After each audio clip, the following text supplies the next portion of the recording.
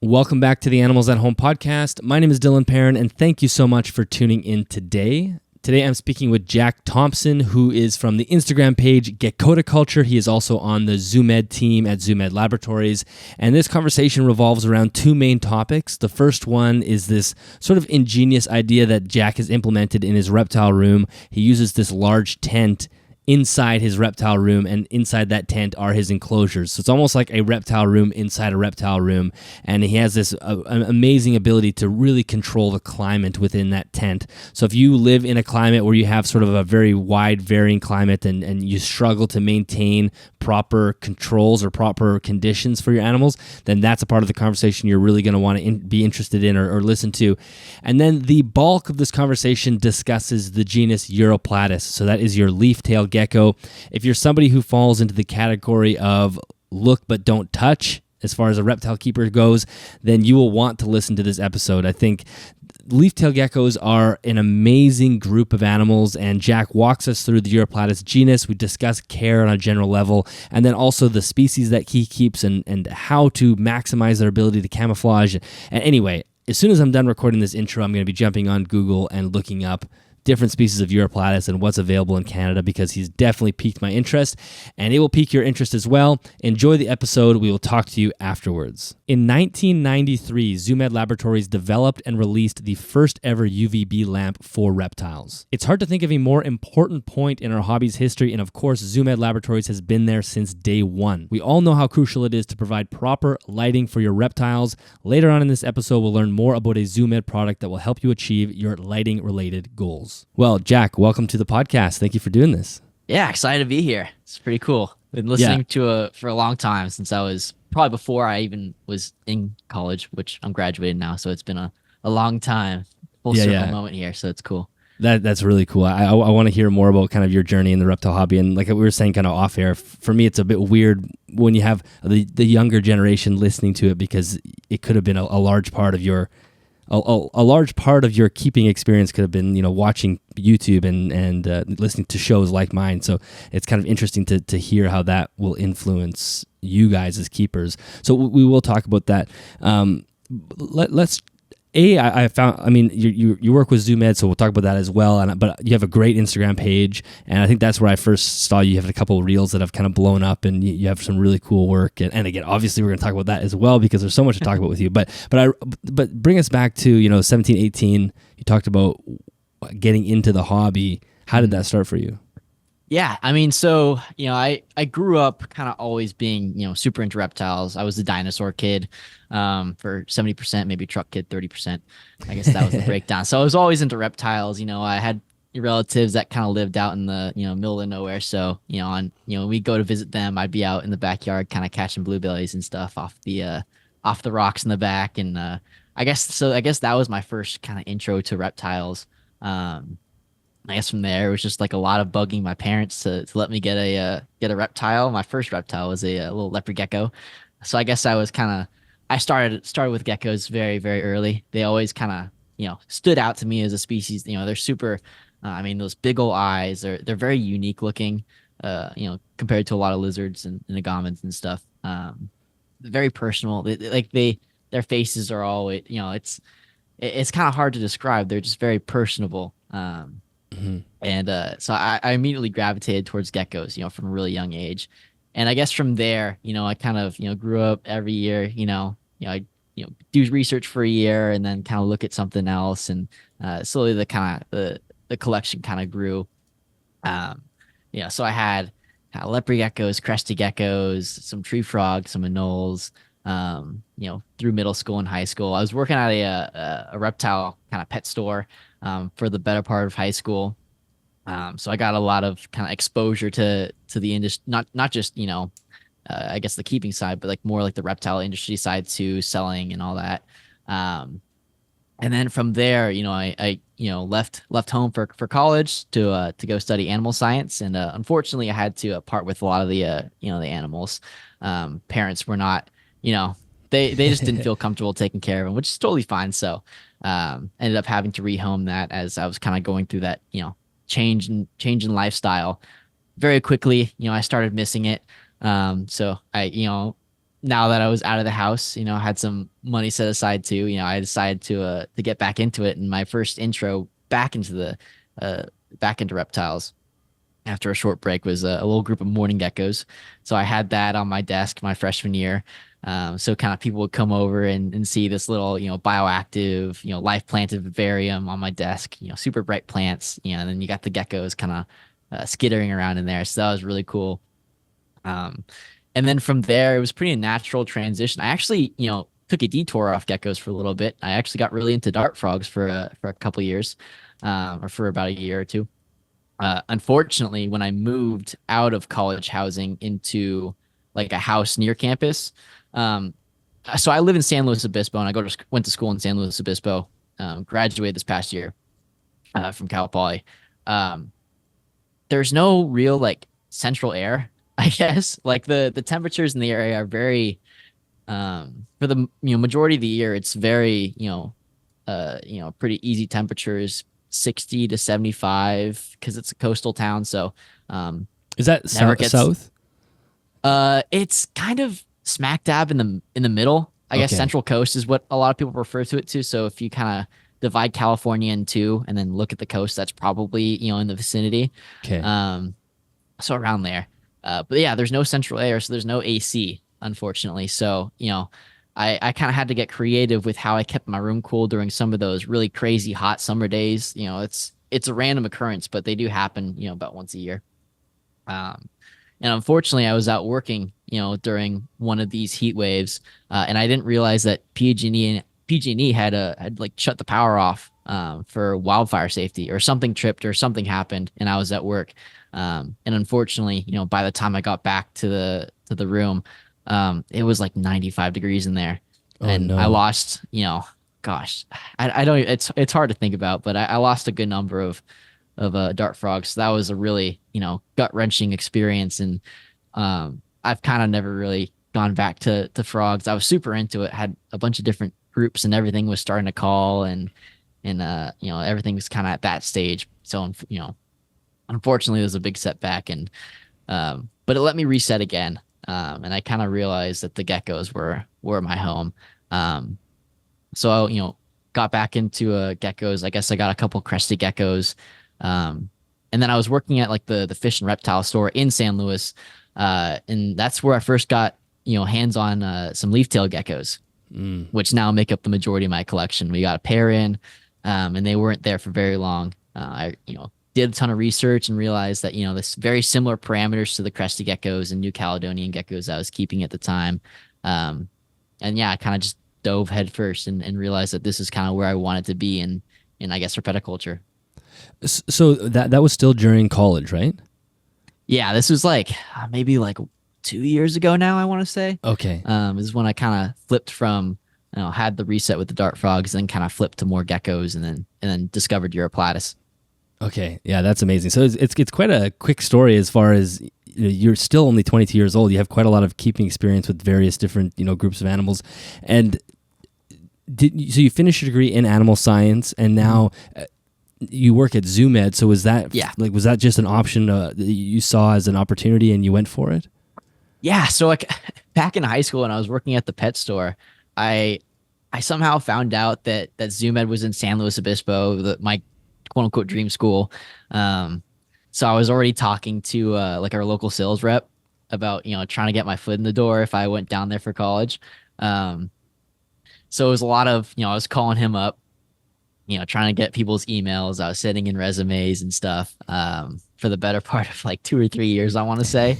And while I was at school, my professor, I don't know if you're familiar, Emily Taylor, Yes, I had her for a class. I had her for I think it was a human physiology, or it was like a human biology or a human physiology class, or I think it was a physio class.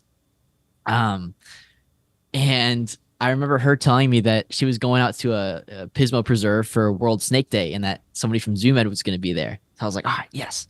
So I tailed it with her. Does she do research on rattlesnakes or something like that? Right? Yeah. Yeah. Okay.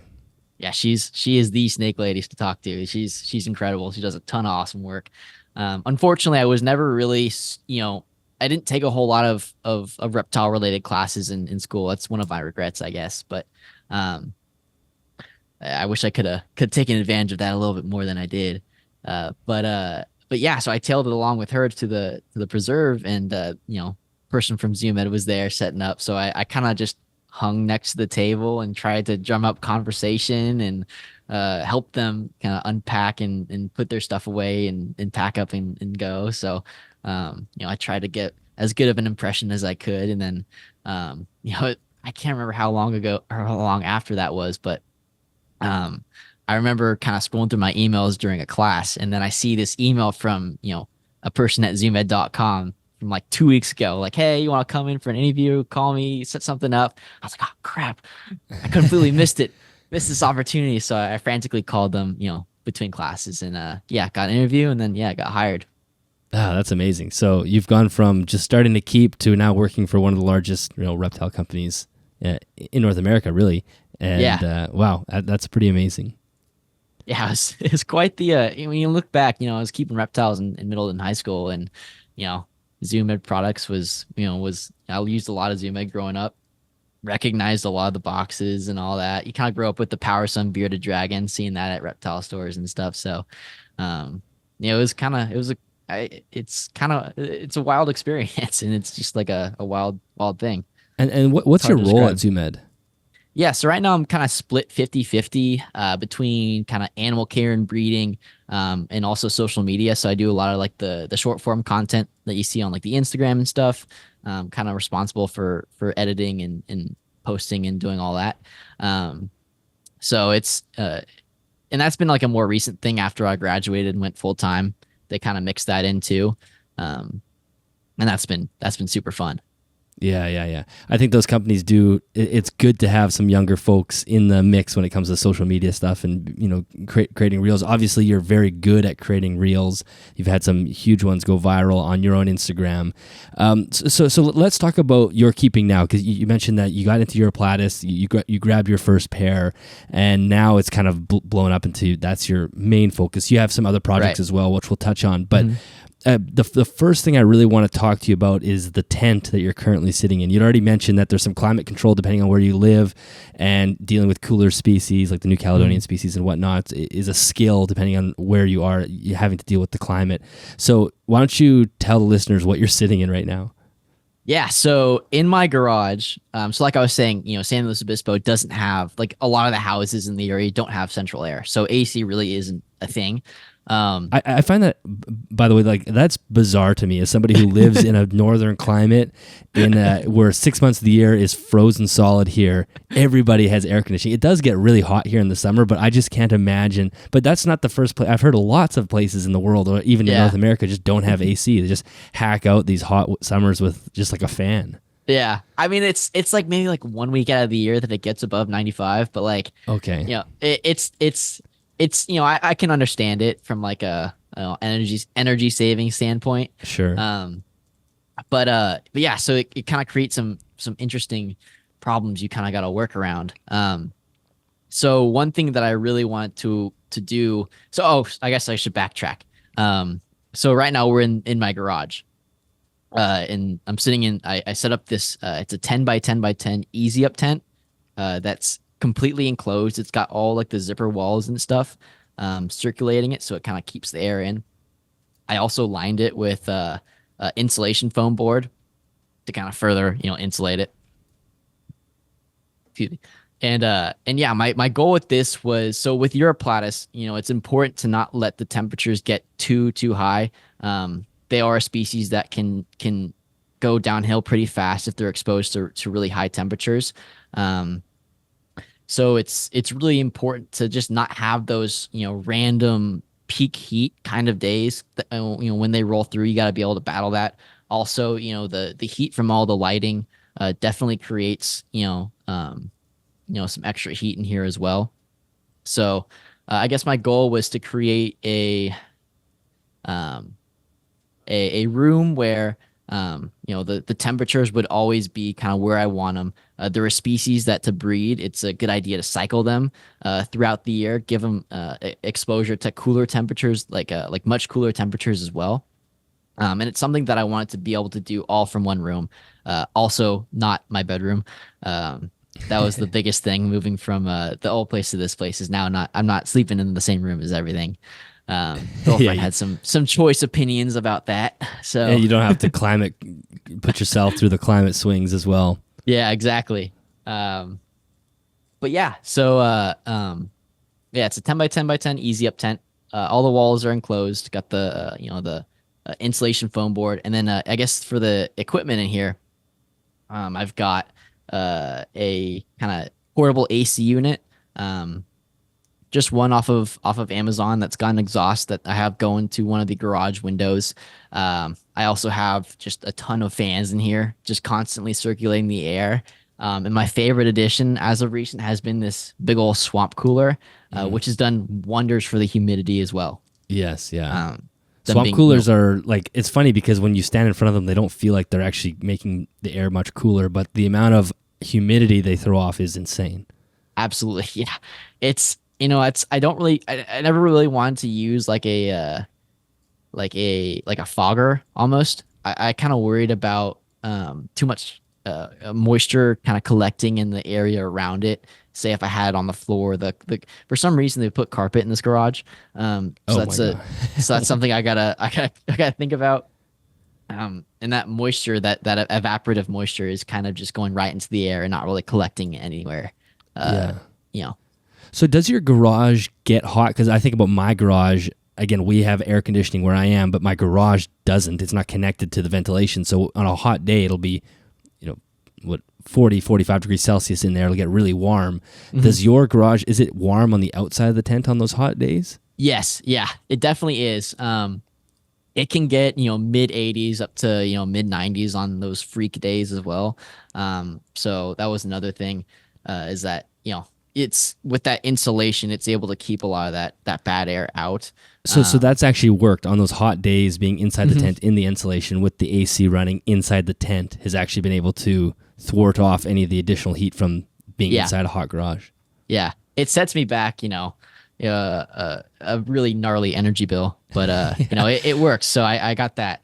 I'm And guessing it you keeps don't all the split your electrical bill three ways I have with your I roommates. have it worked out with the roommates, thankfully. Yeah. I kind of calculated it, and then I have like some like one of those smart plugs hooked into the AC unit, so I can kind of track how much it runs Okay. over the course of a month, and I kind of calculated it out, and then I kind of add some on for my roommates putting up with all this shit. So Yeah. Yeah. They give you a whole room and then you're running the energy bill through the roof. But Yeah, so, in the garage. how do you use the AC? Do you just set it to like 75 or what do you do? Yeah, no, I pretty much set it to 75, and it kind of does the job.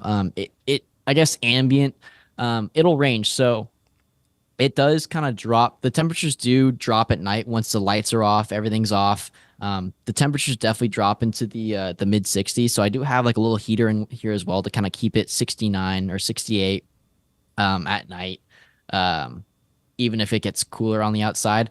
So I do have that as well. But yeah. Well, as you're thinking there, I'm curious. A, where did you get this idea? That's my first question. Yeah. I guess maybe I was a little bit inspired by the Zoom Egg greenhouse a little bit, and how they're kind of be able to keep everything in like one enclosed building and modulate the temperatures in there. And yeah, I one thing that I do as well is I keep all my animals in screen enclosures. I originally came upon that kind of keeping strategy, from the chameleon people and stuff. And when applying it to Uroplatus, I was like, I was trying to think like this is a species that needs to be kept cooler, but also humid.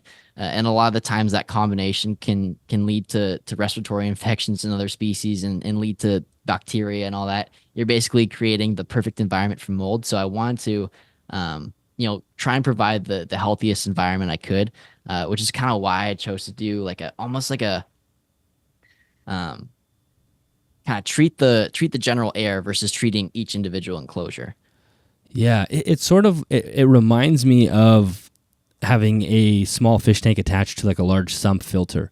So you're controlling a lot more water volume and cleaning a lot more water and having more control over the environment because of the size. So you're putting smaller enclosures in effectively a larger enclosure. Like the tent is basically an enclosure itself.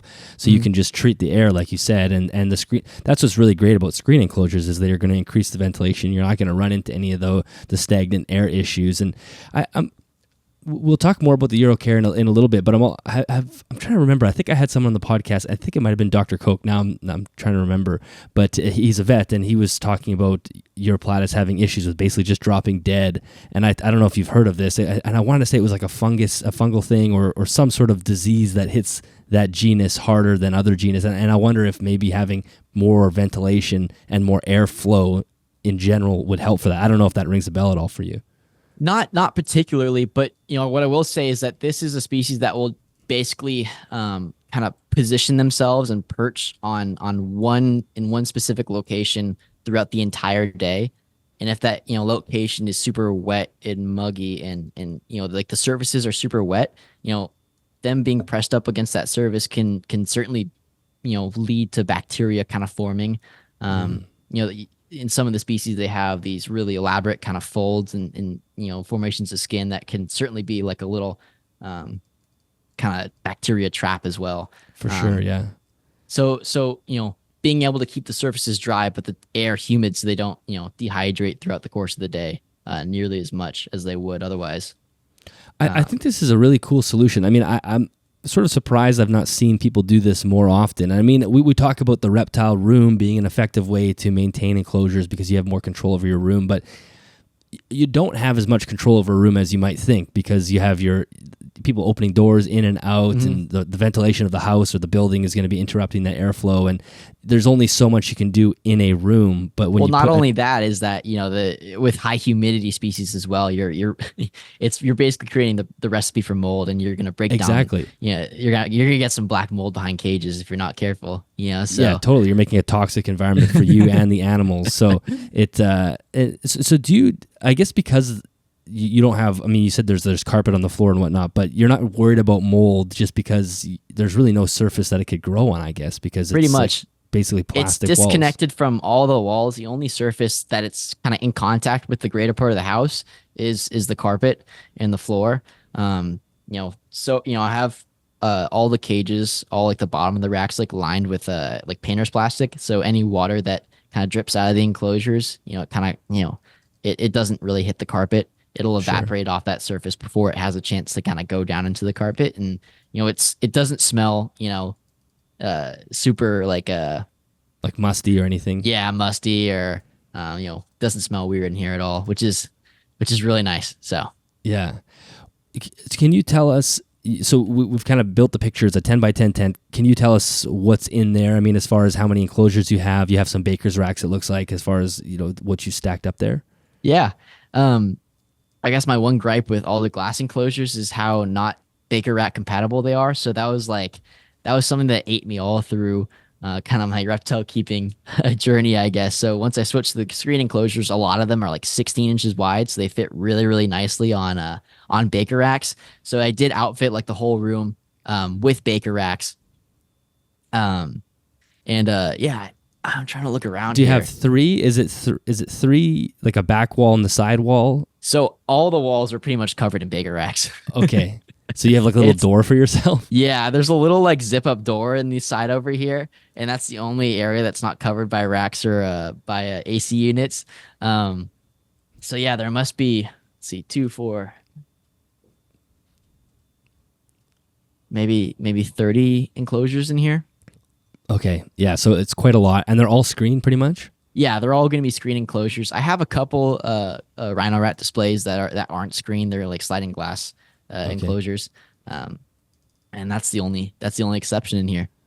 And then I think we've covered a lot of the benefits. I think the benefits are pretty clear. Are there any downsides that you've experienced so far? I know you've been running this for a couple of months now, I think. Is there some things that you've, because you're just at the early beginning phase of your reptile career, this is probably one of those ideas that you're going to continue to develop in the next decade or so. Yeah. Do you already have ideas of how, when you tackle this again, what you'll change? Oh boy. Yeah. I mean, that's a good question. I guess the one thing that, that is kind of prohibitive is, um, the floor. Like I think the next generation of this kind of setup, I definitely want to have it over like a concrete floor. So I can kind of just forego, um, having to cover it and worry about it. That way, I can just blast those sprayers and do some auto misting systems and not have to worry about kind of all the drippage and stuff too. Yeah. I think that's the biggest thing is that with the Reptiles or the screen enclosures in general, that they're just not the most watertight. So when you have auto sprayers, sometimes kind of water gets out of, it can seep through the cracks and stuff and it drips out. And I guess that's the one drawback right now that I've been kind of experiencing is just having Is it basically like a house carpet that's on the floor, like what you'd experience in a living room? it's like a really thin carpet. It's nothing like nice or anything, but it is like it's it's really thin. So like you if you fell on it, it hurt. Yeah, so it's more like an indoor outdoor type carpet, Yeah. probably. Yeah. Yeah. Gotcha. So I guess that's the one drawback. Um, and I think, I guess improvements I'd like to make is just I think more air circulation right now. I kind of have like those column fans that kind of twist Yeah. and kind of blow air. I think I have two of them in here right now. They're both set to like the wind mode. I just like to get like one in every single corner, and just have like the air just in a constant circle. I think that'd be super sweet. Well, and a lot of these animals that you keep are coastal animals or island, basically animals that live on an island, and they're experiencing a lot of wind and a lot of airflow and a lot of fresh air constantly. Mm-hmm. So I think that would be probably pretty beneficial. Yeah. Absolutely. Yeah. With Uroplatus, there are kind of little minute niches and stuff and little temperature differences. Some animals experience, more night drops and stuff than others. So, finding a way to honestly, the solution for this would probably just be, build another tent. But kind of as the collection progresses, maybe I make a tent for a different section of the island and put all the, animals from that specific section, kind of in that tent. And then kind of keep areas from another or animals from another locality in a different tent and kind of have it sectionalized like that. How cold do you think you could make the tent if you just blasted the AC? Like, could you drop it down to 60? Oh, I mean, I don't. You're really just you're. It's as cold as that AC unit, can go. I want to say the AC units can code down to like 68. I want to say is the range. It's like 68 to 70. Not. It's somewhere within that range. I don't think you can get much colder than that, but I kind of let just like the natural nighttime temperature drops of the area kind of control it a bit too. Sure.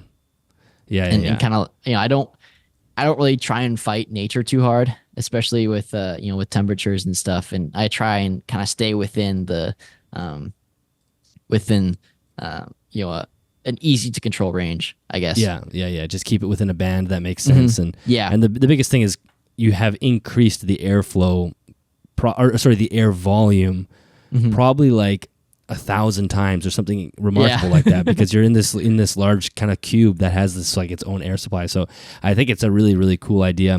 Because I was just talking to somebody who's also in California and one of the regular listeners, and he lives more south where it gets real hot. And he was asking about keeping cooler species and how he might manage that on those days where you're getting into the hundreds outside and 90s inside type thing. And I think you wouldn't do this for one gecko, but this is a concept that I think people could work on to help keep cooler species. Yeah. I mean, so I think just compare it to keeping indoors, I guess, it's the humidity aspect that really differentiates it. If you want to keep cool species, then your portable AC units can definitely help out in a room. I know some people that kind of run their living rooms off these portable AC units and they work, pretty well. So I guess that's my number one recommendation. But if you want to meet that humidity requirement as well, then yeah, something like this would be pretty sweet. Yeah. Well, let's talk about Uroplatus, because I think they are probably one of the coolest genus of gecko. Maybe this will be very subjective, but if you were to ask non-reptile people, that would be something that sticks out all the time because of just how incredible they are and all the different species underneath that genus. So why don't can you like give us is it possible to give us an overview of the genus, or are there too many differences among species? Yeah, so they're kind of broken up into 5 different groups. You have the Fimbriatus group, the Ebinawi group, the I want to say the Alaudae group, and then the Guntherite group, and then the Lineatus group. So these groups were kind of formed based on like the first species of each group kind of discovered. So you have the Fimbriatus group. I want to say it was the first leaf-tailed species described. I want to say it was in like the early 1800s around there. Is when it first got described, like officially. So the Fimbriatus group, that is a extremely large gecko. It's one of the bark mimics. So the ones with the beards and that big flat tail. Uroplatus, it comes from, Euro, tail, and then platus, I want to say is flat. I think I have that right. So flat tail is kind of where they got that name. But, that big old gecko with the big old eyes, beard, big flat tail, really iconic species. I think they're the second largest species in that Fimbriatus group, right behind Giganteus. But within that group, you have all your bark mimics. So you have like the mossy leaf-tailed geckos, Uroplatus Decore, and also Uroplatus Samedi, which is very, very similar. And those are kind of like a smaller gecko, very similar to, in form to the larger species, but just a bit smaller, maybe around 7-ish inches on average, 6 to 7 inches on those guys.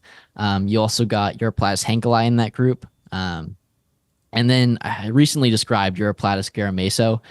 So it kind of, so that group is kind of composed of all your tree trunk mimics.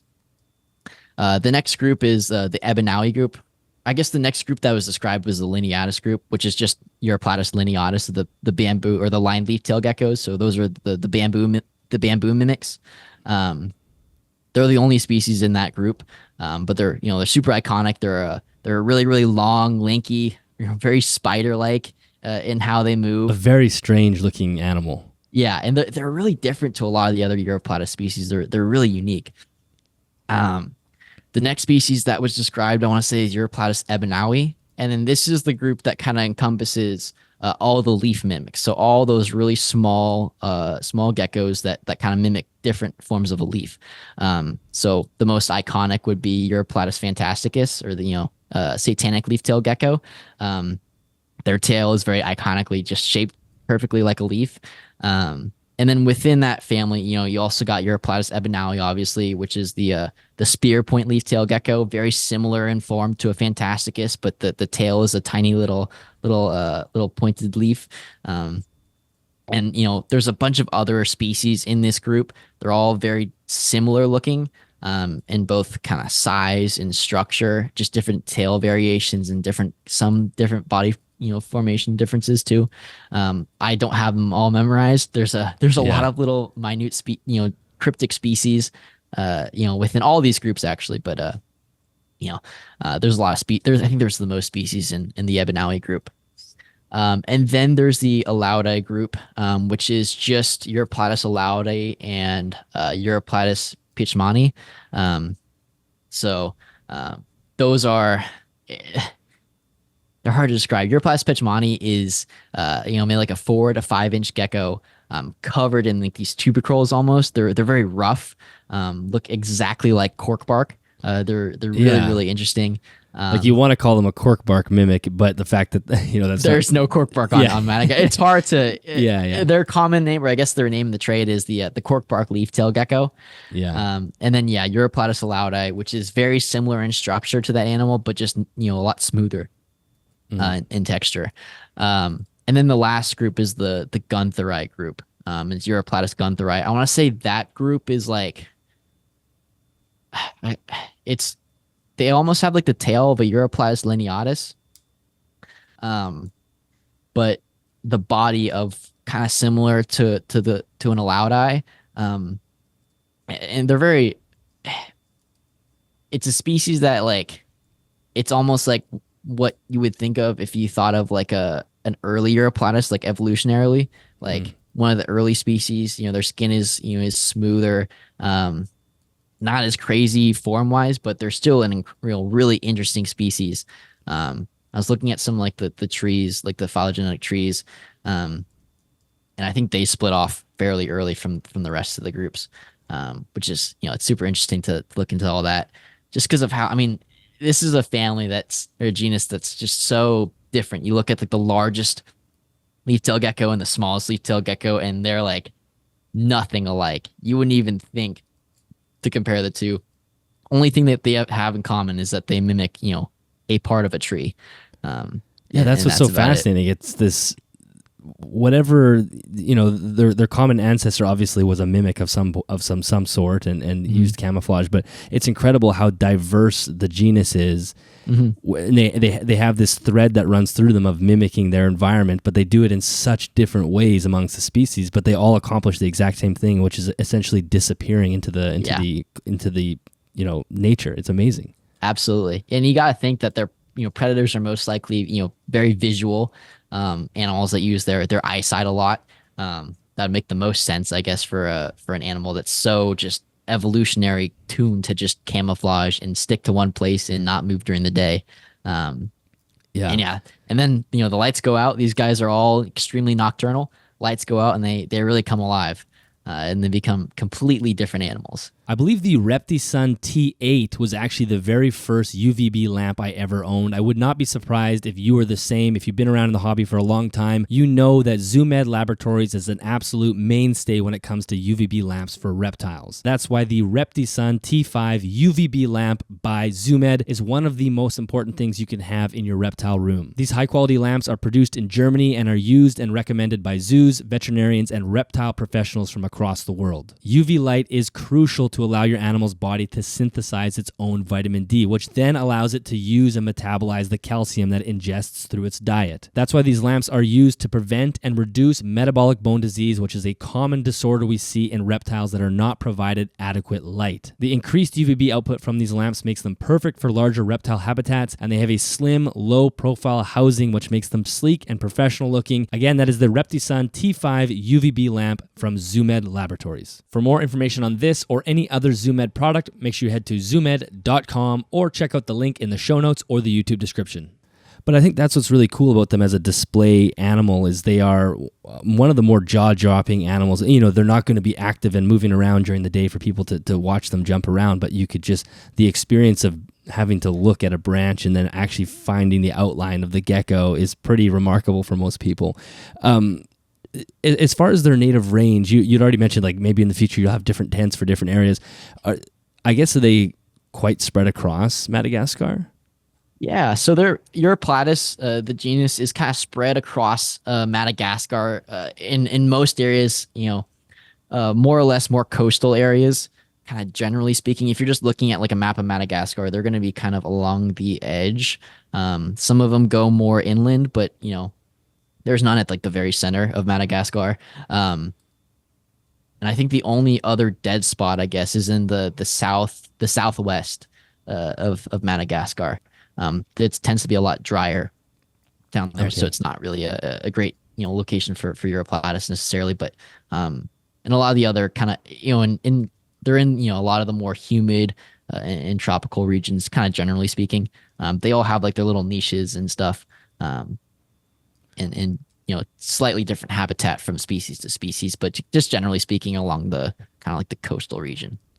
And then temperature-wise, that as a rule of thumb for all the species that you keep, what's your cap? Like, what's your high end where you don't let the temperature get above? I really try and not to let temperatures in the room get above 78. Okay. I try and keep temperatures just, general practice, just try not to get temperatures any higher than that. In the enclosures under the UV lamps, I'm sure it's getting, a few degrees warmer, and providing a little bit of a thermal gradient in there. But really, as far as an ambient temperature goes, I try not to let it get over 78. And for the species I keep, that works really, really well.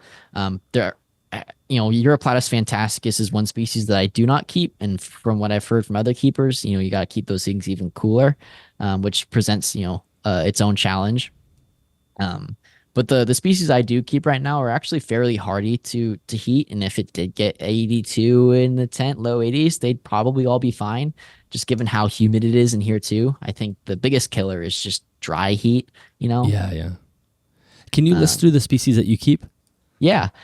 So right now I keep Uroplatus ebonale, or the spearpoint leaf-tailed gecko. Uroplatus henkeli, Henkel's leaf-tailed gecko, um, Uroplatus sakurae, the mossy leaf-tailed gecko, Uroplatus lineatus, the lined leaf-tailed gecko, and then Uroplatus pachmani, or the corkbark leaf-tailed gecko. Okay. And do you have future plans of getting like you? I'm surprising you don't keep Fantasticus, which is one of the more common ones. Do you Yeah. have other ones that you want on your list? Right now, I think I would really like to add Guntheri. Okay. They're not the flashiest, they're not the craziest looking. They're not going to be the one that, somebody unexperienced with Uroplatus would pick out as, a dream species. But for me, they just kind of represent a really cool ecological niche in Madagascar. And, that's a species I'd love to obtain a couple, one day. But, I'm really happy with kind of the species I'm working with. I have no desire to get Fantasticus or, yeah, I said I kept Henkeli, and that kind of covers the large bark mimic niche for me as well. The reason that I also found Uroplatus ebenaui, the spear point leaf tail geckos, and I really prefer those to Fantasticus, just given how hardy they actually are. I think they're a much more attainable and much easier species and a much better candidate for like the majority of herpetoculture. And I think it's a species that can one day get super popular. And yeah, that's a species that I'd love to see a lot more people keep. Yeah, you definitely hear stories of people struggling with Fantasticus. Of course, there's many people that have lots of success with them, but I've heard stories of people losing collections. And like I'd mentioned, there's some weird fungal things that people can kind of have a collection drop dead and whatnot. So it's good to hear that there are some more hardy species underneath that genus. And, just generally, everybody kind of, it's not, it's public, it's a lot of people kind of think that Uroplatus gets like a rap for being really finicky. Just as a whole. And really, I think a lot of it has to do with just the way that they come in, and they've came in recent, in the past few years. I guess through, the way they came in across, through history, it was never really, in the best of shape.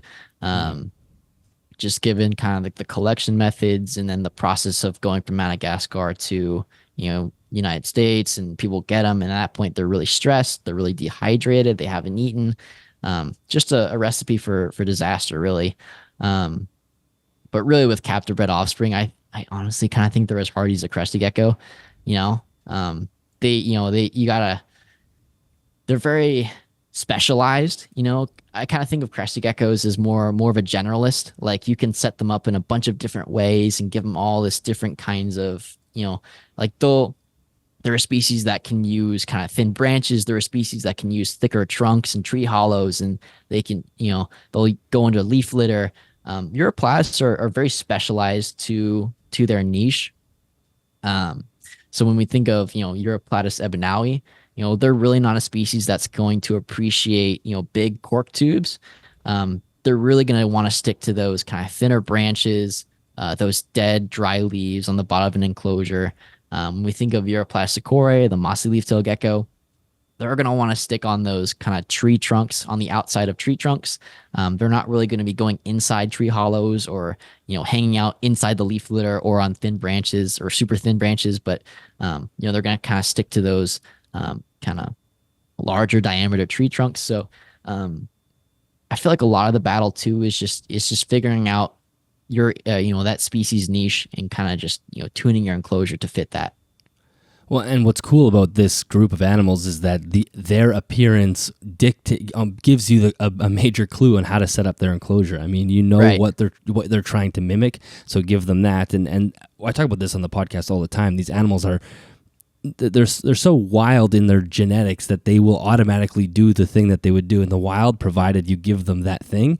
Right. So you give them the dry leaf litter, and suddenly the ebenaui is in there using it appropriately, or the other species as well. And that's what's got to be one of the most rewarding parts about keeping Uroplatus, I'm sure, is setting up an enclosure up, and then suddenly the gecko uses the branch exactly as you thought it would. Exactly.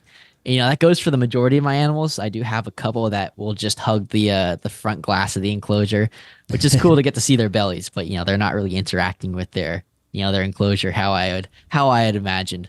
I think a lot of that has to do with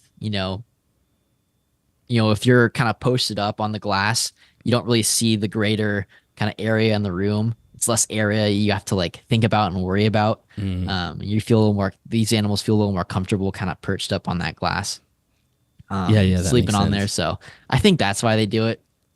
But yeah, for the majority of my animals though, they're right where they would be in that same, area as you would imagine them being in the wild, which is it's yes, like you're saying, it's extremely rewarding. That's cool. So let's walk through just husbandry in general. I think we could. I'm sure you could generally speak about your husbandry. You probably keep care for them all very similar, but maybe if there are certain species that you do differ on some of these things, you could just let us know. But why don't we start with diet? Yeah, so these guys, Uroplatus on a whole is they're all insectivores. So feeding feeding crickets mainly as a staple. I'll mix in roaches. I'll mix in some other similarly sized feeder insects. I'll dust them with calcium without D3 every single feeding.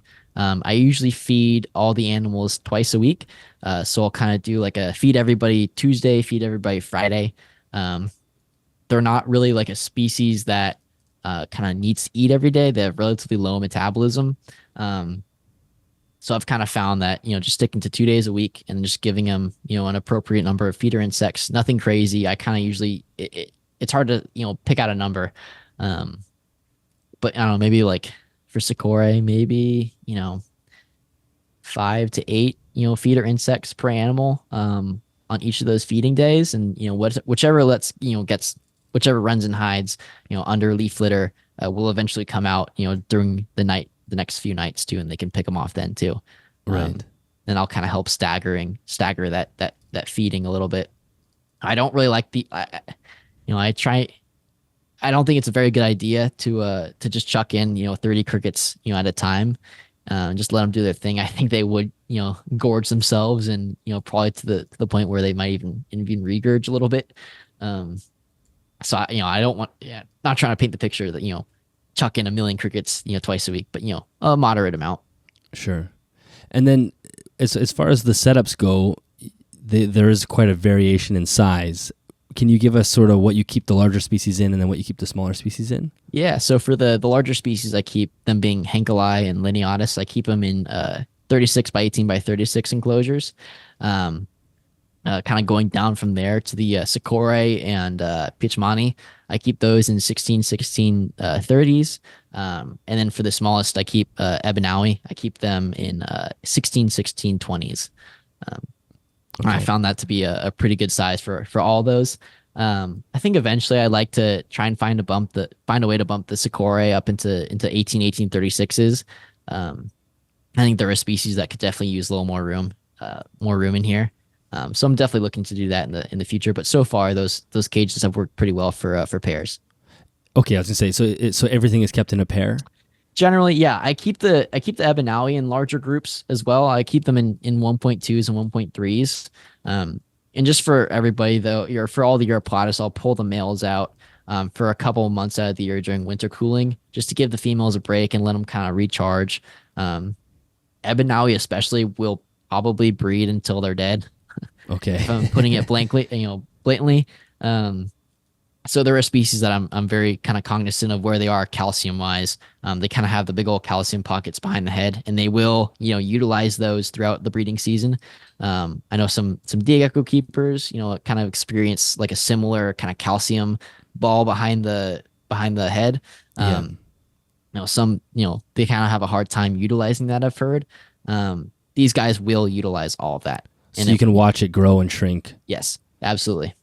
And then once it is, so is that where you dictate your breeding, or is that where you dictate calcium supplementation, or both? So a mix of both. Like, as like the season goes on, like once you pair, you'll get, X number of clutches per animal.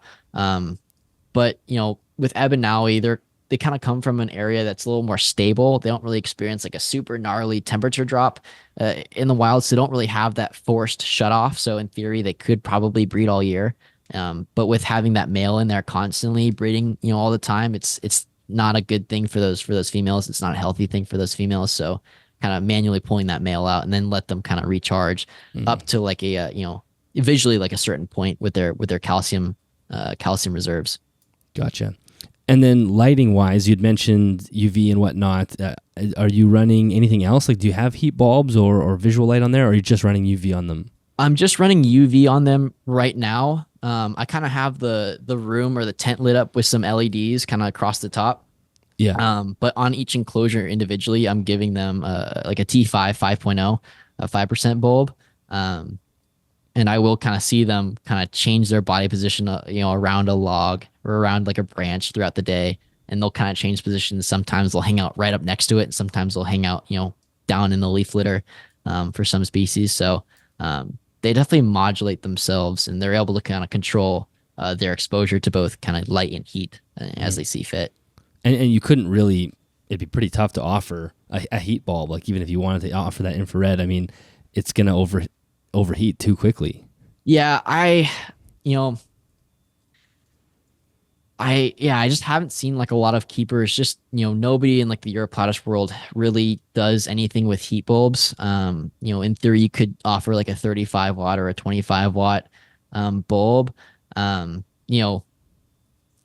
A lot of these animals are kind of living in like the dense understory of the rainforest. In some species, some of them are they're living in like closed canopy rainforest and closed canopy in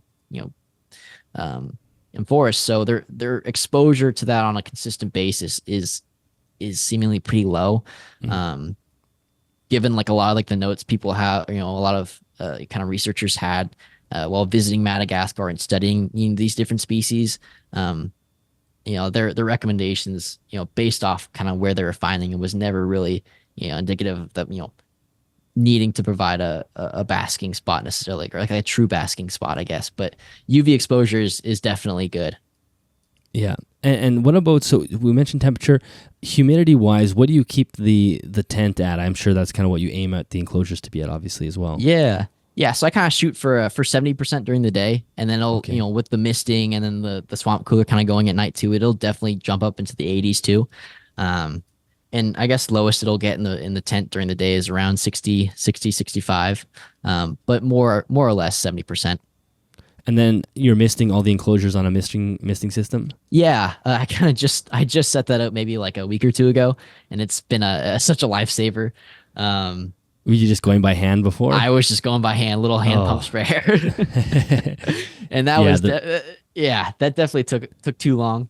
But yeah, since that, they're all kind of auto misted. I kind of just run it, mainly just for drinking water. I'm not really doing it to kind of maintain humidity. It's more just to offer drinking water. And once the lights all go off, I'll go back in here when it's completely dark and shine a light, and I see them lapping water off the leaves and stuff after they've kind of all woken up. So I definitely like to provide that on a nightly basis. Back when I was keeping Uroplatus in the old place, where I didn't have the ability to control the room humidity, I was fogging a lot of the species at night too. Pretty much every species, but Abenali and Henkeli, I was fogging at night, kind of similar to how the chameleon keepers do it, where they'll offer opportunities for that really dense, high humidity zones, so they can intake some moisture through respiration. So I did provide that for Sakura and Lineatus, for the time I was keeping them in that old place, and that definitely, I really wasn't worried about daytime humidity while providing that. Yeah, as long as you're providing that bump at night and good misting. That's what I would do with when I had the day gecko as well. It would mist a lot right in kind of sunset, and then fog, not through the night, but I would have like a couple good fog sessions, through the evening and through the night to bump up the humidity. Absolutely. And so how often do you run the misters now? Do they run a couple times during the day and a couple times at night? Or? Just once every single night right before the lights go out. So the UVB bulbs don't kind of burn it off the leaves, I guess. Sure. Or make it evaporate. Like I want that surface moisture to be there for them to drink. But throughout the course of the day, I kind of want all their enclosures to dry out surface wise. Just because they are in one position, if there was like an excessive amount of moisture under these animals that are going to be on like the same surface for 10 to 12 hours a day, I as far as like a mitigating bacteria kind of perspective, I kind of like to have like enclosures dry out, but just also maintain humidity. How long will you run the mister at night before lights out? maybe 30 seconds. Oh, okay. Yeah, So short little burst. yeah, short little burst just to cover all of the leaves with some water droplets, and that's worked pretty well so far. See, I just imagine there's people listening to this that are thinking like, wow, this is definitely a genus that I would love to get into, and because depending on where you are, you may not see them as commonly, but I think they're becoming more common. Are there certain things that, I mean, I imagine most people could imagine what your favorite aspects of keeping them are, just the beauty of the species and whatnot. But if there are other favorite things, let us know. And then are there some things that are a challenge or that are kind of your least favorite thing with working with them? Yeah. So, Uroplatus, they're just so variable, and generally speaking, their basic needs are all fairly simple or similar. So if you keep one species, you will probably have success keeping another species, which is nice. Um, you may need to change the scale on which you're doing things based on the size of the animal, but other than that, fairly similar across the board. Um, but they just offer so much variety, even between, individual, even, single species can be extremely variable in color. Like I have some Sakura that hatched out this year, like with these baby blue bands on them, super incredible. I have some that are kind of like that classic, pied look where they have like the bright white color and then the dark bands in between. Um, some have yellows and greens. So with Sakura, they're just so variable in color. Hankali can get really, really contrasted, looks with the pieds and stuff. Ebinawi, the degree of how much quote unquote veining they have, like those bright neon yellow lines that kind of mimic the veins of leaves, that can vary. Their base colors can vary. I have some that are like a concrete gray with black spots. I have some that are like a bright orange almost with the really aggressive veining. So all the species are super super variable. So they can offer like a ton of color too. As far as setbacks go, or detractors from Uroplatus, obviously, during the day, they're going to be kind of on their perch, kind of, doing their thing for, 10 to 12 hours, not moving a whole heck of a lot. But as soon as those lights go off, they really come alive. They're on the hunt for insects. They're walking around their enclosures, utilizing all the space you give them. And, if you're somebody that, is awake maybe from the hours of 10 to midnight, each night, and don't mind kind of turn the lights off a little early, put on a little headlamp and kind of go into your reptile room and look around. They're super rewarding that way as well. But, as far as compared to something like a crested gecko, it is a species that you will always be able to see at least. It might not be moving around, but, when you look into that enclosure, you see that animal perched on that, branch, doing exactly what it's supposed to be doing, or what it's coded to do, which is really, really cool. It's not kind of hiding in a cork hollow somewhere or under leaf litter, where it's kind of out of sight. Like they are, 90% of the time out and visible, which is super cool. Yeah, that's amazing. I mean, to me, that's such a bonus. For them not to be moving is, to me, not really that much of a downside. I mean, my crested gecko does that, but like you said, he's hidden somewhere. So he's not only is he not moving during the day, I have no idea where he is until until the lights come out. So yeah, it's to set it up in a way, and maybe you did touch on it earlier, but we'll come back to it in just a second about setting up the enclosures to really maximize that. But before we do, would you be concerned about somebody jumping into a Uroplatus species without gecko keeping experience, or do you think that they should have something under their belt before jumping in? Yeah, that's a good question. And I'll just kind of tune this conversation to more like the Ebinawi and Sakura, which I think are some of the more hardy species. There are species that I think, if you can successfully keep a crested gecko, you can have a lot of success with those species as well. It's like your margin of error is just going to be different.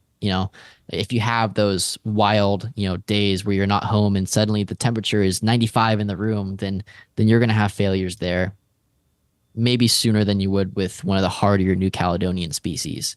I do think there are, a lot of, they got a lot of bad rap when they were coming in because a lot of people lost wild caught animals just because of how they were brought in. So I think they did receive kind of like a bad rap. But I was keeping Ebenaui in completely screen, in front screen enclosures. In my old place, and ambient humidity in that room was around 40%. And ambient humidity for that species wasn't a big concern. They almost prefer the dry surfaces throughout the day. As long as you're giving them moisture at night, they're extremely hardy. I remember, temperature gutting kind of where they were sitting so close to the UV. I got kind of scared and moved the UVB back up. But when I temperature gunned them, they were like, in the low 80s. Like that is where they chose to be for part of that day. So as far as, your margin of error, yeah, it may be smaller than some other species, but if you provide the habitat, you provide, set them up for success and what they're supposed to be doing kind of in the wild, and they're just cognizant of some of the risks. I think somebody with reptile chemie experience could just dive right in, honestly. Okay. Yeah, that's cool. And then, like I said, you'd already mentioned some of these things, but are there certain branches or type of decor that you use to maximize some of the camouflage of the species you keep? Yeah. So, I mean, a lot of the species I keep, none of it comes from a reptile store as far as wood goes. I'm collecting a lot of wood and kind of treating it myself. Just from outside, yeah. Yeah, exactly. So for the bark mimics, I'm using a lot of oak branches and birch branches. Those are two that I gravitate towards. The smooth surface. Also, oak gets a lot of lichen on it, which it really kind of adds to the enclosure when you can see all like the different colors of a sakura kind of mesh into the different colors of an oak branch. All that lime lichen colors, some of the blue, even some of the orange spotting that some of the branches can get over time. So that's really cool. They really like the bark mimics really like the vertical branches as well as some horizontal, but keeping it smooth. I tried cork branches with some of the bark mimics early on, and they just didn't touch them. I think it had something to do with the texture they just weren't a fan of, or the position I had them in. But I had them in very similar kind of vertical and horizontal orientation. They just weren't using them. So yeah, I guess with them, the oak branches was really crucial. For the Ebenaui, I use a lot of like thinner oak branches, almost twig-like, and I'll just kind of put those in there in bushels. I'll use ficus trees for those leaf mimics as well, and that seems to be what they gravitate towards the most when they can kind of curl up, kind of in like the dried out leaves that are kind of still on the tree almost. They'll kind of curl up. They come to like a point, like a very pointy leaf tip as well. Right. They'll kind of curl up, right next to one of those, and they blend right in, which is super cool. So as far as setup goes, you might need to do some field collecting for what goes inside the enclosure as far as wood goes, but I guess that's like the one challenge too, if you don't have kind of locally sourceable materials like that. But then again, reptile shows, I'm sure you could find something. Yeah, but I mean, yeah, I guess it depends on where you are. If you're in the middle of a city and it's hours to get to somewhere where you can cut down trees without cutting your neighbor's tree down, right? Then it could be a little more challenging. But maybe I'll just touch on this too, and you can let me know how you treat. I've kind of gone through different methods of treating wood, depending if there's small branches, putting them in the oven for at 200 degrees for whatever, a couple hours is fine, or just rinsing them off and washing them with maybe a bleach solution. What I do now basically is I almost don't do anything. As long as my rule of thumb is I don't collect things that are dead and rotting.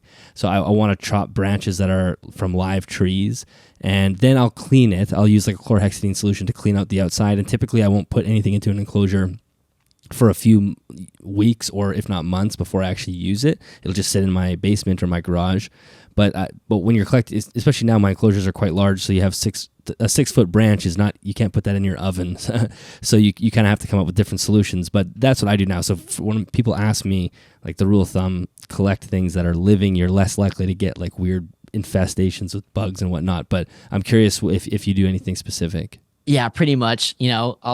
My buddy, I'm really, really lucky. My buddy, he lives on this ranch with a ton of kind of old growth oak forest.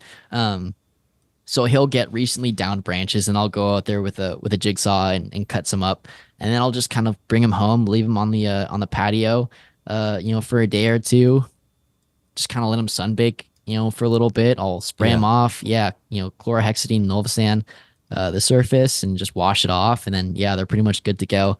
I don't worry too much. Um, I'll pull up a little bit of leaf litter and I'll see a bunch of little, bugs scurrying around. Thankfully, none of them are ants, so that's the only thing I really care about. Um, Yeah. so yeah, and that's worked for me so far. I don't, yeah, like I was saying, I don't worry too much.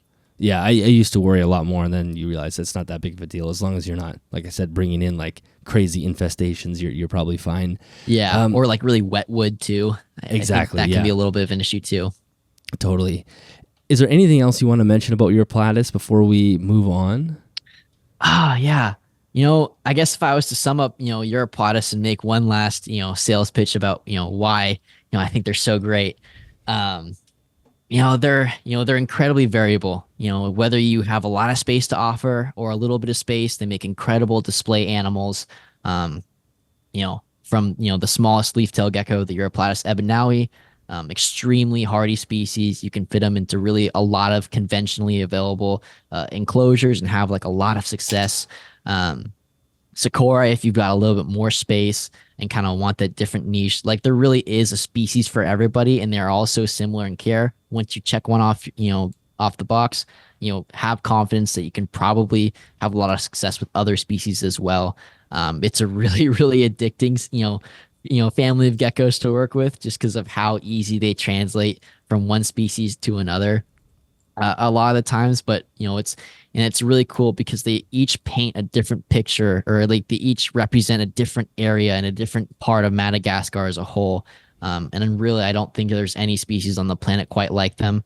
And just how they represent kind of, their home country, I guess. Yes. Well, and The for me, like the type of keeper I am, I'm a very look but don't touch typically. Like I don't spend a lot of time handling my snakes and whatnot. So it would really fit within like the paradigm of how I keep, of just being able to appreciate things and Yes. looking at them and watching them and just appreciating how beautiful they are. Maybe that's something I should have probably touched on a little bit when we were talking about maybe a detractors, that, they're not as handleable as a crested gecko. They're extremely hoppy, like frog level. They'll jump. That's their method of transportation to get away from predators, is to jump. And they can get away from you actually pretty easily. So one of my Hankalai jumped out of the enclosure the other day when I was spraying, and that was quite the experience. I was chasing like a very large frog across the garage floor for a little while. At least it's seemingly. contained in your tent. Yeah, right. But as far as an animal for kids, I would recommend other species first. Or if you're an person that loves to take your animal out and hold it every single day and enjoy it that way, maybe it isn't a great species for that. But for somebody that's a very more on the look but don't touch side, you can handle them to do health checks. They're not going to drop dead on you if you give them a health check, or handle them periodically. But as a whole, maybe more of like a look but don't touch kind of thing. But they're so incredible to look at and observe, kind of doing their thing, that can supply a lot of the excitement with them. Yeah. Well, I think that's a great sales pitch. We won't dig too far into this, but you do keep a few other species of lizards as well. And it sounded like you had some snakes with the rhino rats, but can you just kind of let us know what else you have in there? Yeah. I'm also keeping a little group of Abronia lithorophylla. Those are, as far as a species that if I was to drop everything and just keep one species for the rest of my life, it may be them. Really? What do they look like again? I can't picture that species. Yeah, they're part of the arboreal alligator lizard family. Yeah. It's the Mexican alligator lizard.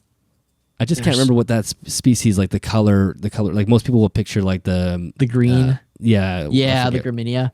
Yeah, These are more of like a slate gray color. Some of them get really nice orange and blacks and whites on them too. Some of them get like a nice red back as well. They're a species I have right on the outside of the tent. And as I walk by, they're always tracking me, looking at me, running towards the glass to see if I have food. They're very monitor lizard like.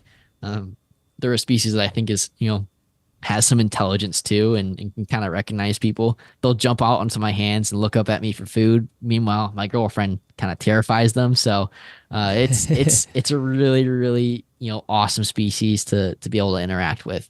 That's one I keep. I also keep some Sri Lankan lizards. So I got some Caphotis, the Caphotis numbara, the pygmy knuckle lizards, some Calotes, Pethiagodae, uh, Pethiagoda's crestless tree dragon lizard. I think that's the common name. I kind of just go off scientific for a lot of this stuff. But Yeah. as for snakes, yeah, I got a couple rhino rat snakes, and then a pair of Bredl's pythons, and that's kind of what the breeder collection looks like. Cool. So yeah, you got a good mix of everything, and yeah, that it's fascinating, and it's cool to see you kind of narrow your focus on a group like Uroplatus, but then also have a few little interest side projects as well. Yeah, and you're kind of actively breeding a lot of things. yeah. Right now, as far as the season looks, I forgot to mention I also keep some gargoyle geckos, but I didn't really breed those this year. But as far as breeding goes, right now, breeding the Sakore and the Ebanawi pretty consistently now, which is really awesome. I recently got my first clutch of Uroplatus lineatus eggs, which is also, such a cool moment for me. I was not thinking I was going to be, successful with them this early on. I thought that they might need like another year to just settle and cycle with me before they produce, but I got lucky with a really nice little clutch, a couple weeks ago. And yeah, hopefully going to be breeding Henkeli in the future. My female is still, fairly small, so that one might be another year or so. I guess my one species that I have, circled in red ink that, this is, my biggest goal, I guess, is to breed Uroplatus pitchmani. Really not represented well in herpetoculture. There might be one person in the United States kind of consistently breeding them. Was lucky enough to know somebody that was, getting rid of moving his pair on. Just, life changes. He had to move. Not too sure what the reasoning was, but he ended up, reaching out to me, and I was able to pick up a pair very, very luckily. And that's a species that, it'd be a dream to produce, in captivity. Just not a lot of them around. And when you do produce, are you selling them? Like, do you have a kind of a network of people that you sell to? Or I know you had a Morph Market page, but I don't know if you're posting stuff on there or. Yeah, when I do have availability, like right now, I'm kind of in that hoarder phase where I just like looking at each one and looking at the little unique patterns and coloration and differences. I'm having like a lot of fun just looking at all the different offspring, even from like a single pairing. They're so variable. So right now I'm kind of in that hoarder phase. But when I do release some, it'll probably be through the Instagram or Morph Market. I feel very connected to them. So, I definitely only want to, let them go to good homes and, and all that. So. Yeah. That's the hard part about being a breeder. Yeah. Well, why don't we wrap up with just discussing your role at ZoomEd? We already mentioned it, but one of the cool parts about working at ZoomEd, I'm sure, is you get to work with a huge group of animals. Yeah. And they have quite a collection there. So maybe you could, for folks that don't know what they have, maybe you could just run through kind of, not everything, but sort of the general setup. And then I'd love to know which animals are your favorite to work with. Yeah. So ZoomEd Labs in San Luis Obispo, all the animals that we work with are technically the owners. Gary, he is a humongous turtle nerd. Turtles and tortoises are really his thing. What he's most passionate about. So that's what, the collection looks most, is comprised mostly of is various species of turtles and tortoises. So those are, we've got the greenhouse, in the at the facility, as well as like a true animal room, kind of like an office space, but it's got a bunch of enclosures in it. It's where my little desk area is, so I get to see the animals, sitting down at my desk, which is really, really cool. And in that animal room, we kind of have some other lizard species.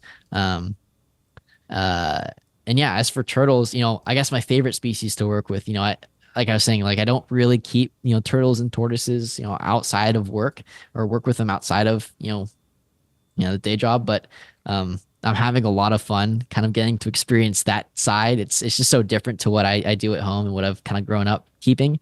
I really like the some notable ones are the spotted turtles are some of my favorites to work with. They're so personable, they're so beautiful.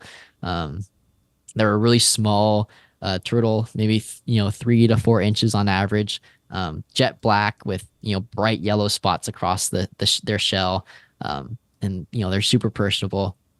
The spiny hill turtles has been a really cool species to work with. Those are fairly really uncommon. I want to say they're endangered in the wild as well, and that's been really cool trying to see some reproduction with them as well. And then I guess lastly, I really enjoy working with the pancake tortoises as well. Those are, as far as tortoises go, probably my favorite species to work with. That's cool, and that is a really cool experience because in a lot of ways, turtles and tortoises are for many people unrealistic to keep just because of the amount of size you need to have, managing water systems and whatnot, or if it's a larger species of tortoise. So you kind of get your pet experience there without actually having to tear up your backyard and build a pond or something. Exactly. Yeah, or these things, those things, they live a really long time. It's a big commitment, especially for a lot of kind of home keepers. So it's cool to be able to experience them there kind of in a space that I know that they're going to be there for the entirety of their life. It's just really cool.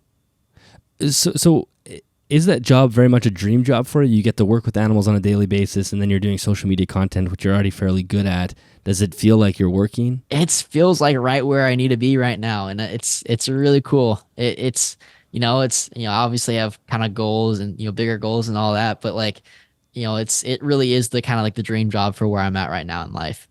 That's cool. Being able to work with such a variety of animals and reptiles and kind of be part have some influence in kind of like the hobby that I love and kind of grew up loving and appreciating, and being able to promote it in a good light, kind of promote responsible herpetoculture is something I'm really passionate about. Kind of promote these animals for the right reasons and kind of show everybody kind of why how cool they are and how we need to appreciate them and in a responsible way, not just make it about kind of breeding for big bucks and all that, but just kind of appreciate each animal on kind of individual level.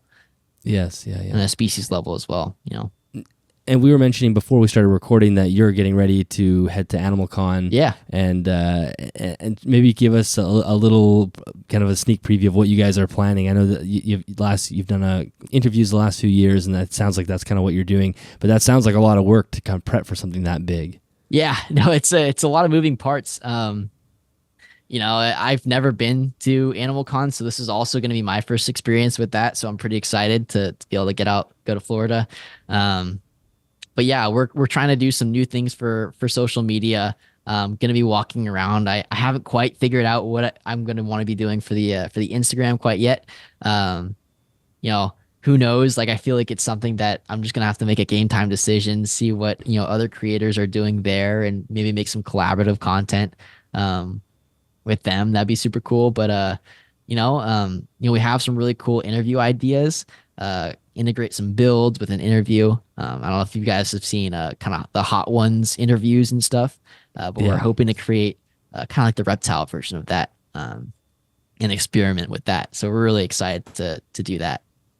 That's cool. Well, I'm sure some of those creators that will be there are listening to this right now. So hopefully they spot you out there and come say hi, and then you guys can put together some cool content. Absolutely. Is there anything? Maybe you're not allowed to talk about this with ZoomEd, but are there any products or things that are kind of like either just coming out or new products, or maybe things that haven't come out yet that you're excited or that you've been able to test that you're excited to see? Yeah, I guess one that really sticks out to me right now.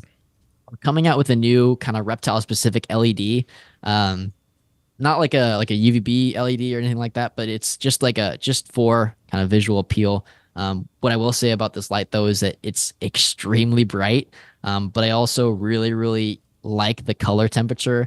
I want to say it's got a color rendering index of like 94, I want to say. So it's pretty high.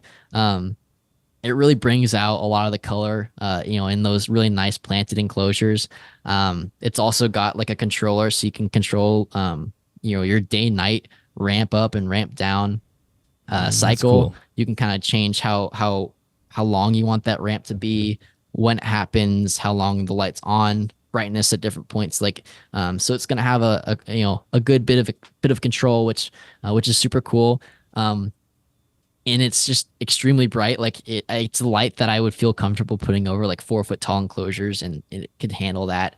We at the facility, or at headquarters, we have like this really big not frontosa, Tropheus enclosure, or Tropheus tank, fish tank, like a species of African cichlid. And in the bottom we have a bunch of dwarf sage, or I think it's dwarf sage, this grassy aquatic plant that traditionally kind of grows to be about a foot tall, and kind of spindly, and kind of send out runners and stuff.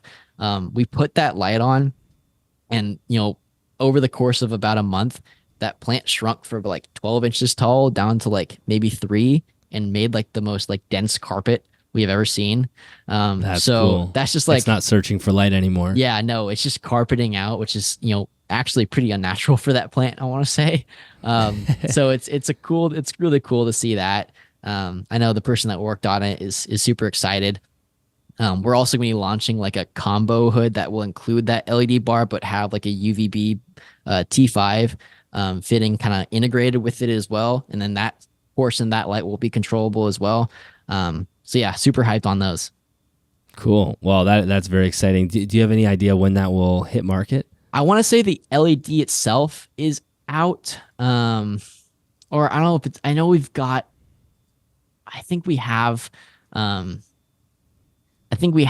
I can't remember if they've shipped out quite yet. If not now, it'll be very soon on the LED so sometime bar. before the end of the year. Yeah. Oh, yeah.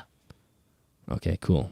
Awesome. Well, Jack, this was a lot of fun. I'm so happy we were able to do this profile on Uroplatus, especially, and talk about your tent. And I think this episode is one of those ones that, especially me, I'm like, okay, now I'm going to have to start looking at Uroplatus and what's available in Canada, because now it has my gears turning, because it does seem like a fascinating species to work with.